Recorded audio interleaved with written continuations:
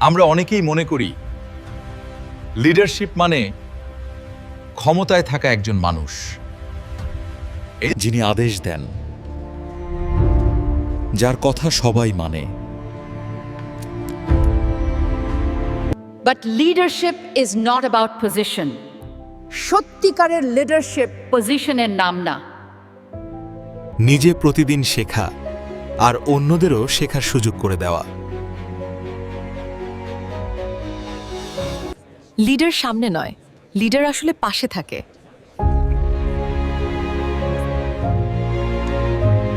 মানুষকে ছোট করে নয়, মানুষকে শক্ত করে তুলেই লিডারশিপ। সফল হলে টিমের কৃতিত্ব, আর ব্যর্থ হলে দায়িত্ব নিজের। লিডার তৈরি হয় না ফলোয়ার দিয়ে, লিডার তৈরি হয় আরও লিডার তৈরি করে। লিডারশিপ মানে উপরে থাকা না, লিডারশিপ মানে অন্যদের উপরে তুলে ধরা।